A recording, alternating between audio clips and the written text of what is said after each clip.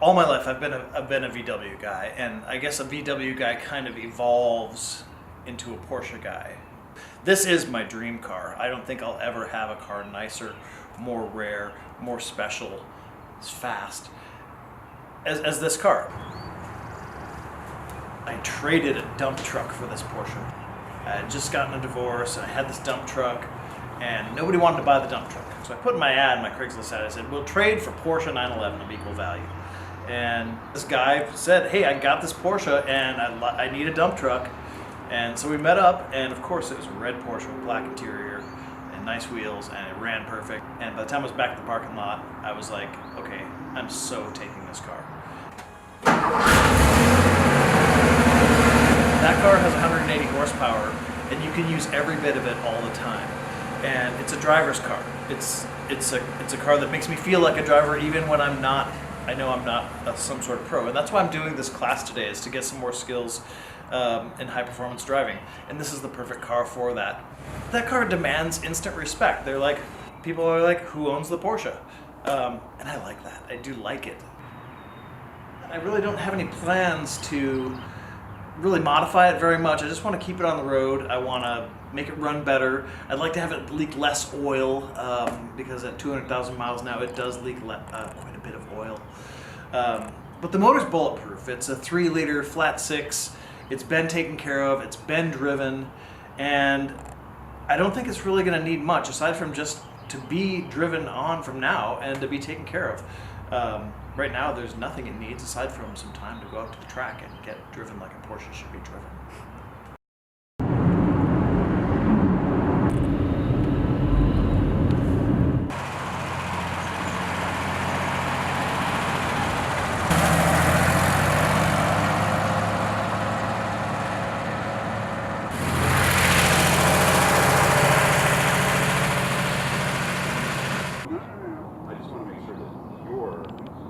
So we're with us for the day.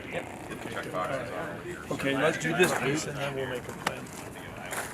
I'm here with Don Kitch, lead instructor of Performance Driving School. Don, we're doing the novice driver performance driving class today. Correct. What is a novice driver? This is the car enthusiast who is focused on developing a higher set of driving skills.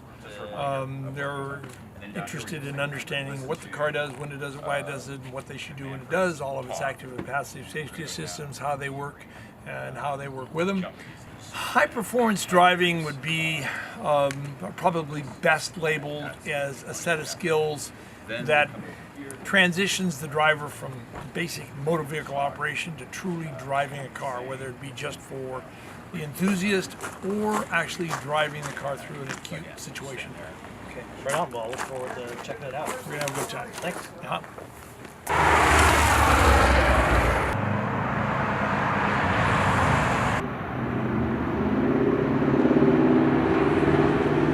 All right, so a little taste of slalom there. I did take out a cone, a little shook up by the flag, but basically you can see what Don was talking about there is it's all about being smooth. You can see some people really arcing wide and going through like this, and I guess maybe some of that's smooth, but I think what you want to do is have as few inputs as possible, and that's why I hit the cone, is because I was trying to not turn as much. I was trying to come just past the cone and be lined up for the next one, and all the time looking and thinking 2-3 cones ahead, and then also looking down for the instructor at the end to raise a flag and tell me to skip the next cone.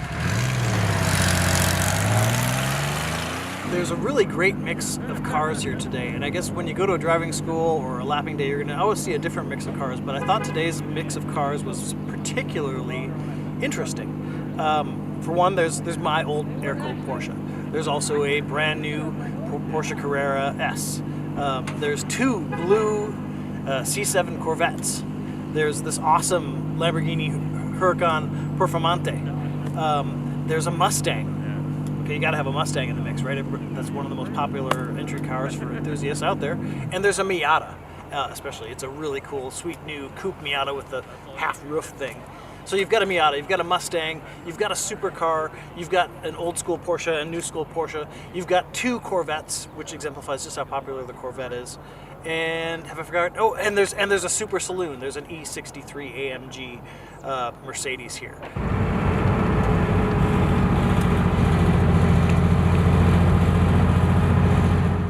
This is an accident avoidance class, and back when I was in high school in the 80s in Wisconsin, we had a section that was called off-road recovery. The driving instructor, Mr. Heidenreich, he would actually reach over and grab the steering wheel and ease you over onto the gravel shoulder where you'd actually drop a wheel off the road, and then he'd say, all right, now bring the car back onto the highway.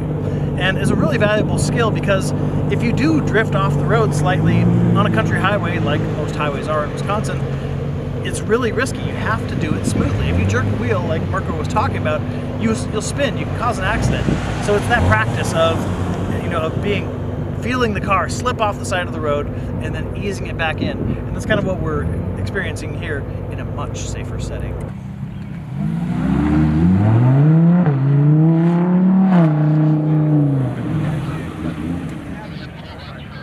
I'm here with Mirko Freguglia, driving instructor at Performance Driving School, and I wonder, what it's like to be an instructor, and then I wonder what some of the takeaways, the biggest takeaways are.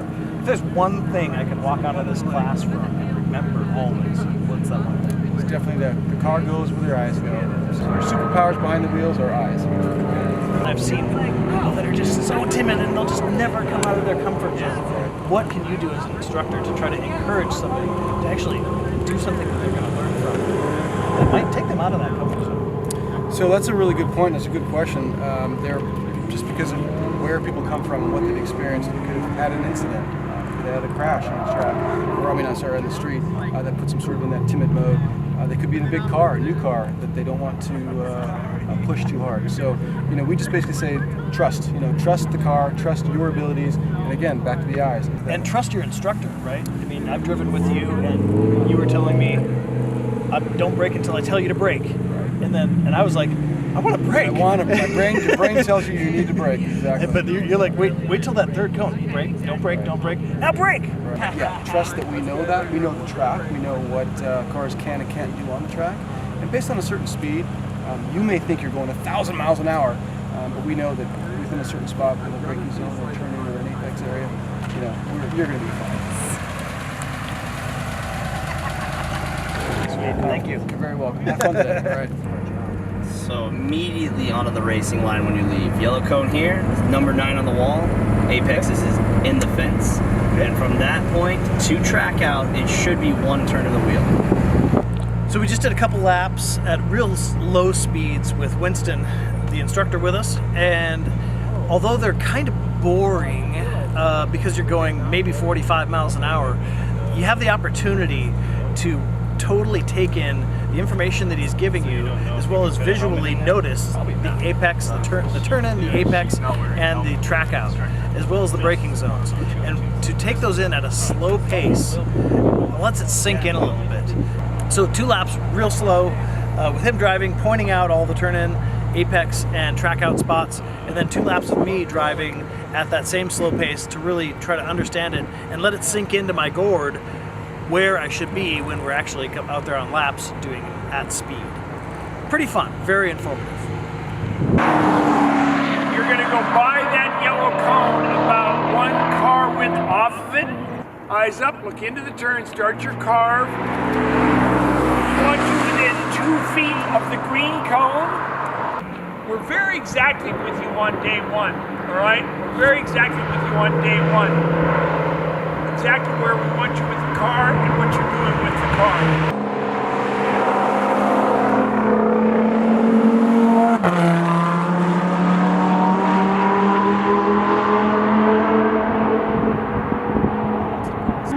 All right, so we just did some lapping here at the end of our performance novice high performance driving school, and Mirko rode with me. Mirko, how did I do? You did really, really well, John.